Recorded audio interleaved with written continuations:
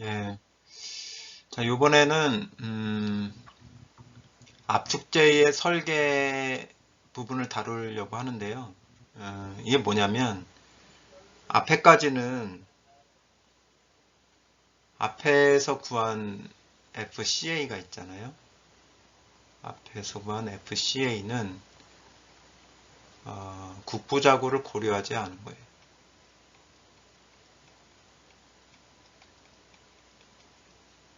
예. 근데 이제 압축제를 이제 설계를 하려면, 이제 최종적인 형태는 국부자구까지 고려한 압축제 설계가 돼야 되는데, 실제로 앞에서 구한 FCA는 국부자구를 고려하지 않은 거기 때문에 표기를 이런 식으로 하게 됩니다. 여기서 이제 G가 뭐냐면 글로벌입니다. 글로벌은 뭐예요? 전체에 대한 거죠. 그러니까 전체 시스템에 대한 거, 그러니까 전체 자굴에 대한 거고, 요게 이제 국부자굴에 대한 거예요. 요게 국부자굴. 네, 그래서 국부자구를 고려하지 않았을 때는 FCA가 되는 거예요. 근데 국부자굴이 고려가 되면 국부자굴의 영향까지 고려해서 FCA를 결정을 해야 되기 때문에 좀 형태가 좀 다르게 된 거지만 아무튼 앞에서 계산한 지금까지 앞에서 계산한 FCA는 뭘 구한 거다? 엄밀하게 이야기하면 FCAG를 구한 거다. 예.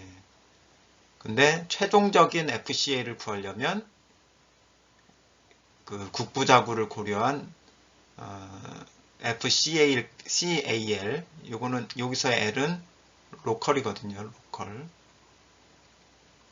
로컬까지 고려해서 계산을 해야 최종적인 FCA를 계산할 수 있다는 얘기죠. 네, 그 내용을 바로 이 식이 포함을 하고 있는 거고요.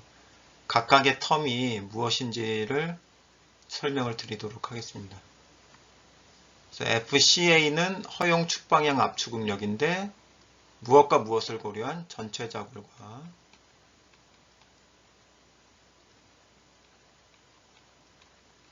플러스 국부자굴.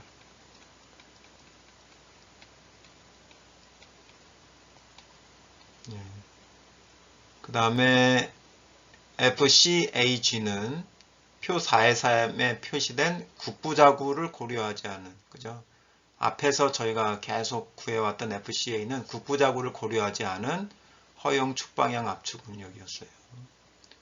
그 다음에 FCAL은 표 44와 표 45에 규정된 국부자굴에 대한 허용 응력을 이야기합니다. 그 다음에 FCAO는 표 43의 국부자구를 고려하지 않은 허용 축방향 압축 응력의 상한값, 요게 중요한 거예요. 그래서 한 가지씩 이제 표를 보면서 역으로 어디에 이게 이 시기에 어디에 해당하는 건지를 다시 설명을 드리겠습니다. 자, 요거는 이제 표 4의 3이잖아요. 표 4의 3과 관련되는 것은 요것과 요것입니다. CAG와 CAO인데 CAG를 구하는 방법은 지금까지 계속 해왔어요. 그 실수까지, 엑셀 실수까지 하면서 FCAG를 계산을 한 겁니다. 국부자구를 고려하지 않은. 그러니까 요런 거 있죠. 요런 거. 그 다음에 이렇게 계산한 거. 그 다음에 이런 식으로 계산한 게 다 뭐예요? FCAG가 되는 거예요. FCAG. 그럼 FCAO는 뭐냐? 상한값이잖아요. 상한값이면은 뭐겠어요? 요거, 요거, 요거, 요거가 상한값이 되는 거죠. 이렇게. 재료를 강종을 뭘 쓰느냐에 따라서 뭐 140이 되기도 하고 190이 되기도 하고 215가 되기도 하고 270이 되기도 하는 거죠. 예. 아셨죠? 예. 그래서 지금까지 저희가 계속 좀 집중적으로 해봤던 게 바로 결국에는 국부 자구를 고려하지 않은 전체 자굴에 대한 허용 압축 능력이었구나. 그것만 잘 염두에 두시면 될 것 같습니다. 그 다음에는 이제 국부 자굴에 대한 거를 설명을 드릴게요. 국부 자굴은 FCAL이죠. 이것만 잘 이해하시면 되잖아요. 그죠?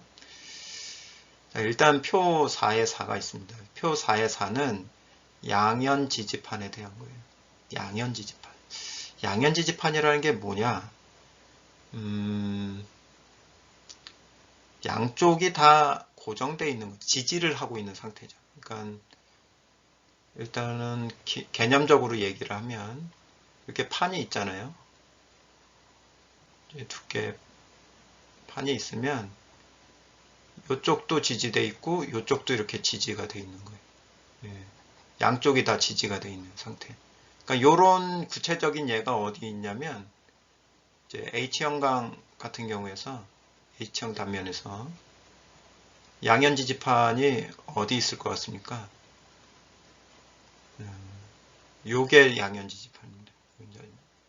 이렇게 입체적으로 한번 그려보면 입체적으로 그려가지고 단위 길이만 한번 뜯어내 보세요. 그러면 지지점이 어디냐면 여기가 지지점이고 여기가 지지점이 되는 거예요. 이렇게 하나가 뜯어져 나올 1m 한번 끄집어내 보면 이렇게 지지돼 있고 위에 이렇게 지지돼 있잖아요. 요 판이 양연지지판이 되는 거예요. 예, 이러한 양연지지판에서 국부자굴에 대한 허용력을 계산하는 식을 나타낸 게 이제 표 4의 4라는 얘기죠. 그러면 이제 중요한 이제 팩터를 하나 설명을 드리도록 하겠습니다. 여기에서 이제 중요한 팩터는 항상 국부자굴은 폭 두께비가 중요합니다. 폭 두께비.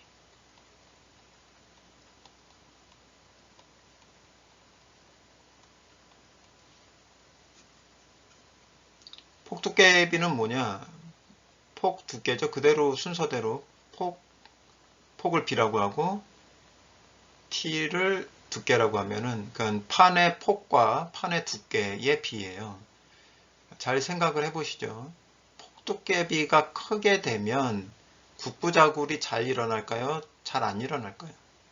국부자굴이 일어나기가 쉬울까요? 아니면 어려워질까요? 이게 커지면. 예. 커진다는 얘기는 같은 뭐 폭에서 두께가 얇아진다는 얘기고 아니면 같은 두께에서 폭이 커진다는 얘기잖아요. 그러면은 이게 찌그러지기가 더 쉬워지잖아요. 그러니까 국부자굴의 가능성이 높아져요.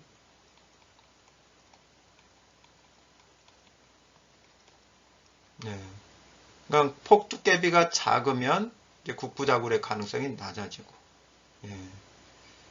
그래서 결국에는 폭 두께비가 국부자굴을 통제하는 그런 중요한 팩터다. 예, 일단 그거를 이해를 하셔야 됩니다. 그리고 나서 식을 한번 보겠습니다. 요 식을 한번 보시죠. 요 식. 39.3i분의 b t. 일단 i는 생각하지 마시고 한번 봐보세요. 자, 이거의 원래 형태는 뭐냐면 원래 형태는 폭두께비의 형태예요. b 그 다음에 ti 39.3 예. 그래서 폭두께비가 요게 폭두께비죠. 그죠? bti니까 i는 뭐 좀 이따 설명을 드릴게요. 그럼 폭두께비가 39.3보다 어떨 때 강도가 커질까요? 39.3보다 작아지면 강도가 커지겠죠. 그죠? 그래서 얘가 국부작울이 일어날 가능성이 적어진다는 얘기예요. 그래서 140 원래 가지고 있는 강도를 그대로 갖게 되는 거예요. 만약에 39.3보다 커지면 39.3보다 요 폭두께비가 커지면 강도가 이제 떨어지기 시작을 하겠죠. 예, 국부작울 때문에 강도가 떨어지기 시작을 할 거예요. 그래서 얼만큼 떨어뜨릴 거냐를 계산하는 게 바로 요 식이 되는 거죠. 예. 그래서 일단은 폭두께비 기준으로 한번 생각을 해보시는 게 가장 기본적인 생각이고요. 사고 기준이고. 그러면 아니면 이제 일단은 그렇게 생각을 하시고 식은 또 이렇게 돼 있으니까 그럼 이 식은 어떻게 이해를 해야 되느냐. 다시 이렇게 전환을 시켜가지고 이해를 하는 방법이 있고 그냥 이 식만 한번 보세요. 이 t가 그 두께가 어떤 기준보다 커진다는 얘기예요. 그러면 폭 두께비라는 그 기준에서 두께가 커진다는 얘기는 국부작울이 잘 일어난다는 얘기일까요? 덜 일어나게 된다는 얘기일까요? 두께가 커지면은 국부작울이 일어나기가 어려워진다는 얘기잖아요. 그러니까 요거보다 t가 커질 때는 강도가 커지게 되는 거죠. 강도를 유지하게 되는 거죠. 만약에 t가 이러한 기준보다 작아질 때, 요런 때, 그죠? 이 기준보다 작아질 때는 국부작울이 일어날 수 있으니까 강도를 약화시켜야 된다. 낮춰야 된다. 그러한 개념이라는 거죠. 그래서 이 식을 보든지 항상 이게 두 가지 형태로 좀 나와 있어서 그러는 거예요. 이런 형태로 나와 있을 때가 있고 이런 형태로 나와 있을 때가 있거든요. 예. 그래서 1번 형태로 나와 있든지 2번 형태로 나와 있든지 기본 사고는 이것을 이해하는 기본 생각은 폭두께비를 기준으로 해서 생각을 하셔야 된다는 얘기예요. 그래서 폭두께비가 높아지면 커지면 국부작울이 일어나기가 쉬워지고 그러니까 강도가 떨어지고 폭두께비가 작아지면 그 국부작울이 일어나기가 어려워진다. 그래서 강도가 뭐 커지게 되는 그런 효과를 얻게 된다라는 거죠. 그래서 그런 상관관계를 폭두께비를 기준으로 해서 자꾸 생각해보는 훈련이 필요하다. 예, 식을 보면서 그냥 이렇게 숫자만 집어넣는데 급급하지 말고요. 예, 그런 생각을 하면서 식을 찾아서 적용하고 또 값을 검토하고 그렇게 생각하는 훈련이 매우 중요합니다. 예. 자, 그러면 여기까지는 좀 정리가 되셨으리라는 생각을 하고요. I에 대해서 설명을 드리겠습니다. 그럼 I는 뭐냐?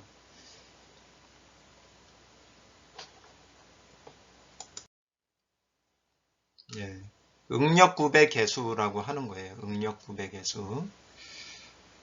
자, 그 I가 빠져 있는 것은 뭐냐면 I가 빠져 있는 거. I를 고려하지 않으면 어떤 상태가 되냐면 I를 고려하지 않는 게 아니라 I가 그냥 1인 경우죠. 그냥 예. I가 1인 경우가 어떤 경우냐면 힘을 받는데 이게 똑같은 거예요. 어떻게 폭방향으로 이 크기가 같은 상태라는 거죠. 유니폼. 예. 요 상태가 기준이에요. 이게 스탠다드. 요게 기준이에요. 예.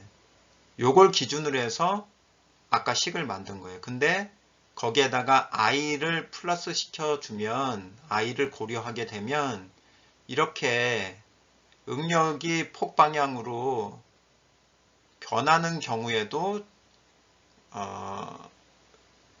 허용응력, 국부작울에 대한 허용응력을 계산하는 것이 가능하다. 예. 그래서 이러한 응력의 변화, 그거를 응력 구배, 응력 경사라고 표현을 합니다. 예, 응력의 변화, 응력의 경사, 응력의 구배, 그것을 I 값으로 고려를 하겠다라는 거죠. 예.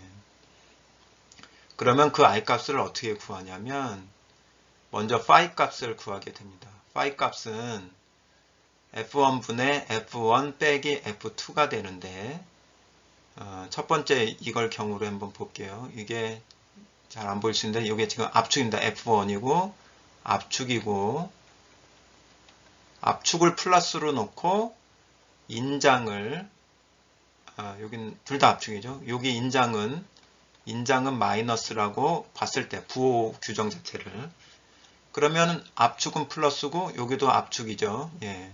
둘 다 압축인데 여기는 크고 여기는 작잖아요. 그러면은 큰 게 F1이 되는 거예요.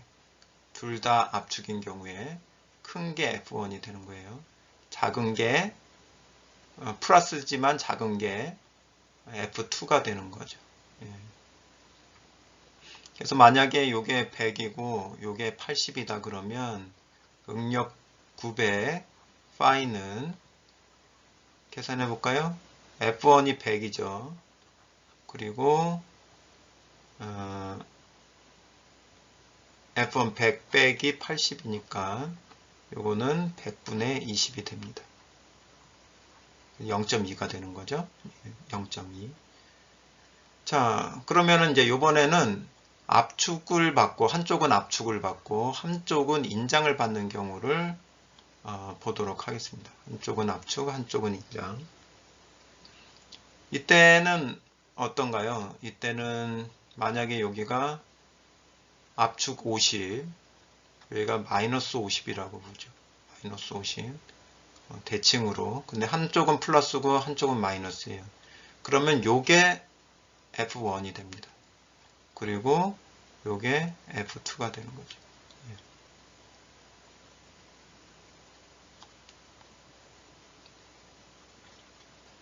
네. 아셨죠? 예, 요게 F1, 요게 F2. 그러면 계산을 어떻게 할까요? 파이 계산은 F1이 50이고 위에도 50 빼기 50이죠. 예.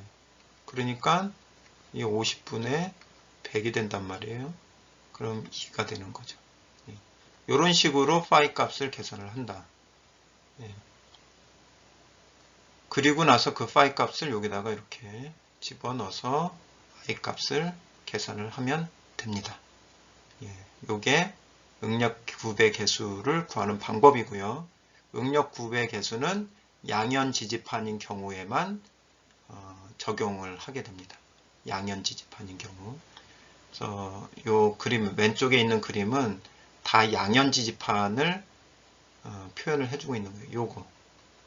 요게 양연 지지판이에요. 지지점은 어디예요? 여기랑 여기가 이제 지지점이 되는 거죠. 그 다음에 또 하나는 여기죠. 요거. 근데 잘 보세요. 요 안쪽 지지점입니다. 안쪽 지지점. 예, 중간이 아니고 안쪽 지지점이에요. 예, 요 안쪽으로 해서 요 판이 양연 지지판입니다. 사각 단면에서. 그 다음에 H형 단면에서는 요거. 예, 여길 지지점, 여길 지지점. 해서 양연 지지. 이거 한쪽 두 군데서 양쪽 면에서 지지를 하고 있다고 그래서 양연 지지판이라고 합니다. 예, 그러면 I 계산할 수 있고 아까 시계에 의해서 양연 지지판의 국부자굴에 대한 허용 압축 응력을 계산할 수가 있게 되겠죠. 네. 자, 그 다음 이제 요거는 자유돌출판입니다. 자유돌출판. 자유돌출판은 H단면에서 보면 H형 단면에서 보면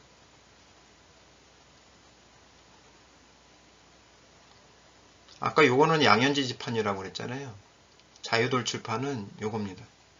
잘 보세요. 캔틸레버 형태라고 보시면 돼요. 요거. 한쪽은 지지가 돼 있고 한쪽은 자유롭죠. 그죠? 캔틸레버처럼 자유롭죠. 여기에서 딱 지지하고 있고 요거. 그 다음에 여기 지지돼 있고 요거. 여기 지지돼 있고 요거. 요런 게 다 자유돌출판이에요. 예. 자유롭게 밖으로 튀어나와 있다. 한쪽은 지지된 상태에서. 그래서 요거를 자유돌출판이라고 합니다. 만약에 기억현관 같은 경우에는 여기가 지지돼 있고 요거 여기가 지지돼 있고 요거 요런 게 이제 자유돌출판이 되는 거죠. 네. 여기는 이제 응력 구배는 고려할 필요가 없이 이러한 어떤 기준들을 요것도 이렇게 T가 커지면은 국부자굴이 일어나기가 어려우니까 원래 강도 그대로를 썼구나. 이렇게 이해하시면 되죠. 만약에 T가 이 기준보다 작아지면 이렇게 작아지면 강도가 떨어지니까 국부자굴이 일어날 가능성 때문에 강도가 떨어지니까 이렇게 강도를 낮출 수 있는 식을 제시를 해줬구나. 그리고 요거를 또 어떻게도 이해할 수 있어야 된다고요.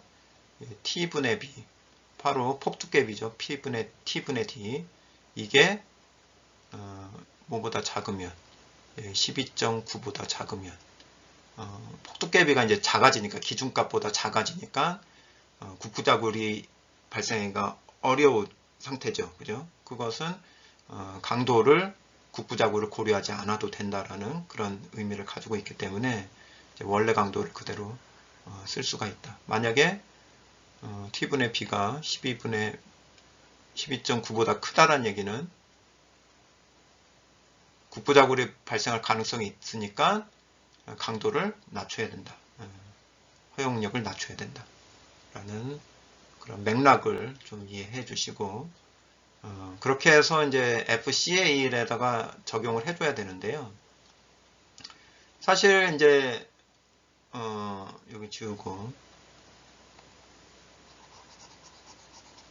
이런 H형광 같은 데서 보면 자유돌출판도 있고 양현지판도 있고 다 그렇잖아요. 그죠? 그러면 이제 국부자굴에 의한 국부자굴에 대한 허용 응력이 두 가지가 나오는 거죠.